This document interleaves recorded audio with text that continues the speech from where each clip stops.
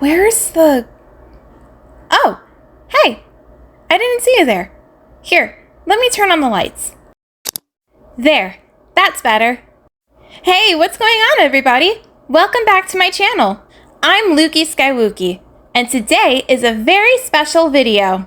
You see, today I'm doing something a little bit different. This is my new series called The Creative Process, where I take a character that I've made in Gacha Club and recreate it in Gacha Life too, adding more detail to liven up their personality. So, without further ado, let's get to it.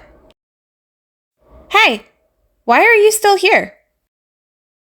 Oh, right. I forgot you can't teleport in between games. Here, let me help. We're kicking this series off with one of my favorite characters from my Story of the Runaway series, Xelqua. I always start creating my characters by selecting the skin tone. I would have made the pose that I wanted for Xelqua here as well, but decided to save that for later. I then started creating the hair. Since I'm basing this character off of the one in my series, which I made in Gacha Club, I wanted several of the details to remain the same, such as the hairstyle and outfit, which I would work on later. I also added a highlight to his hair, with this design in particular being something I didn't have access to in Gacha Club.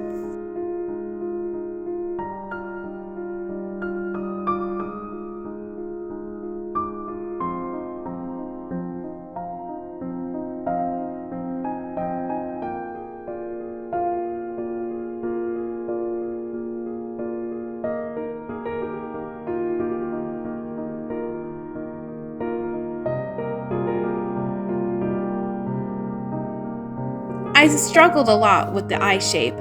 I just couldn't find one that looked good enough for what I was going for. I changed it quite a bit within the next few minutes, but eventually I found a design that I was happy with.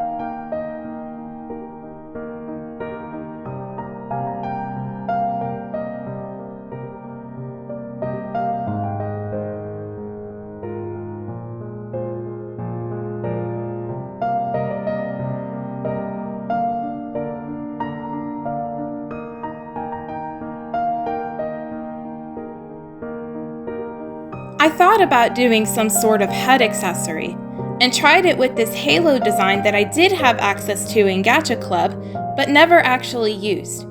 Later on though, I decided against using a head accessory altogether, and removed the halo.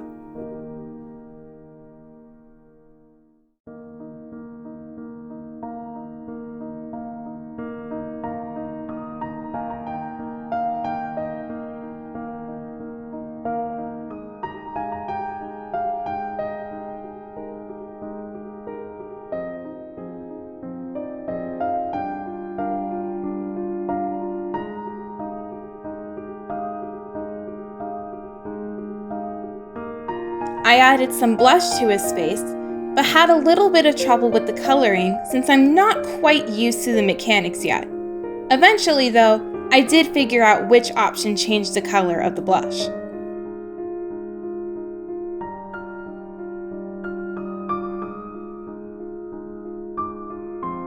Finally, it's outfit time. I gave him the neckband that the other watchers had, and then began designing his robes. I hadn't yet figured out that the jacket length was something completely separate in this game, so that was fun to figure out.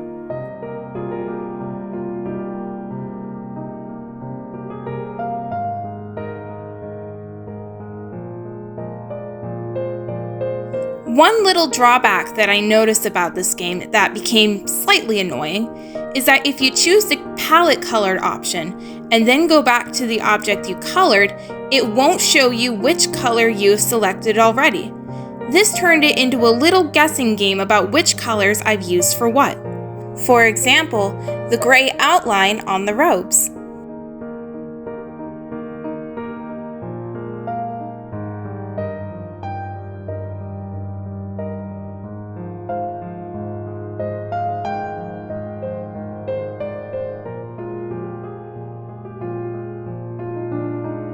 I made the decision to make his shirt and pants a slightly darker color to add a little depth and dimension to his outfit.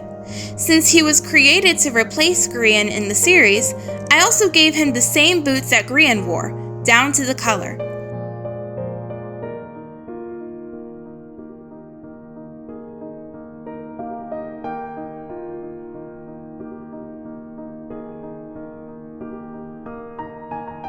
The cape and wings were next, and I opted for the same or similar ones that were on Xelqua before. I felt that these were kind of iconic to his persona, and so didn't want to change them too much. I also put a purple eye on his shirt, something the Watchers are quite well known for.